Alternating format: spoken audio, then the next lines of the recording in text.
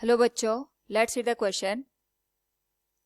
To determine the half life of radioactive element, a student plots a graph of ln dn divided by dt versus t. Here dn divided by dt is the rate of radioactivity decay at time t.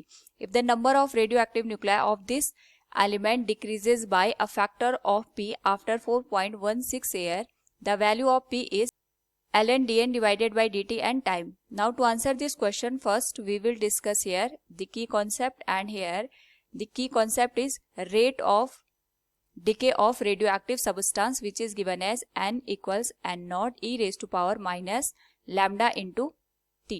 Here n naught is the amount of substance in the starting of the decay process, lambda is the decay constant, t is time, and n is the number of substances after the decay at t time.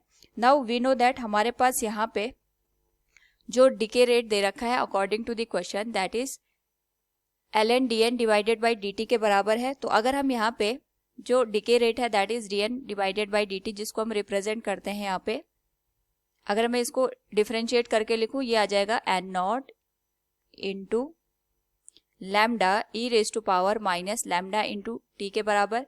Now यहाँ पे अगर हम दोनों side का log ले लें base ई पे, तो ये आ जाएगा ln dn divided by dt, क्योंकि हमारे पास अकॉर्डिंग टू द क्वेश्चन जो ग्राफ है वो ln dn divided by dt के अप्रॉक्सी लिया गया है. क्योंकि यहाँ पे अगर हम इसका इंटीग्रेशन करेंगे तो वैल्यू नेगेटिव की आएगी, लेकिन हम यहाँ पे मॉड वैल्यू का यूज करेंगे, so it will be ln n not lambda e raise to power minus lambda into t के बराबर. सो अगर हम इसको सॉल्व करें, it will be ln n not into lambda minus lambda into T.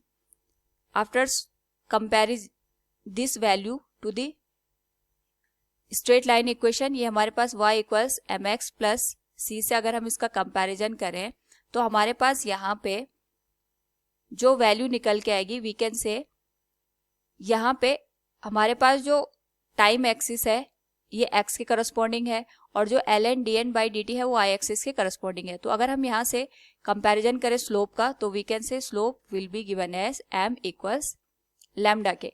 Now अगर हम इस ग्राफ का स्लोप निकालें तो वो हमें यहाँ पे की वैल्यू को दे देगा. नाउ अगर हम डिके कांस्टेंट को निकालना चाहते हैं तो हम यहाँ पे कोई भी दो पॉइंट सेलेक्ट करेंगे. We can select this one.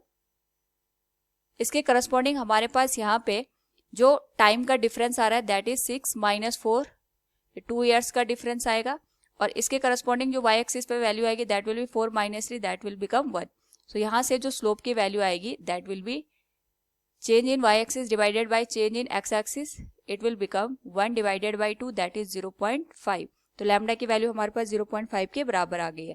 Now according to the question जो हमारे पास टाइम दे रखा है दैट इज 4.16 एयर दे रखा है, और हमसे क्वेश्चन में ये पूछा गया है if the number of radioactive nuclei of this element decreases by a factor of p after 4.16 year. यानी हमारे पास जो डिके रेट हो रहा है वो 4.16 एयर के बाद p रेट के बराबर है. So we can write n equals n naught e raise to power minus lambda into T.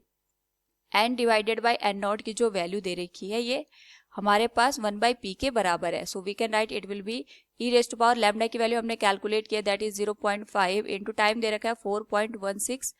Now अगर हम इसका रेसिप्रोकल कर दे, इसको लिखे p इक्वल्स आ जाएगा e raise to power 0.5 into 4.16, और अगर हम इस होल वैल्यू को यहाँ पे सॉल्व करें तो जो p की वैल्यू निकल के आएगी that will be equal to 8. So from the given question we can say here the value of p is 8. Hope all you understood it. Thank you and best of luck.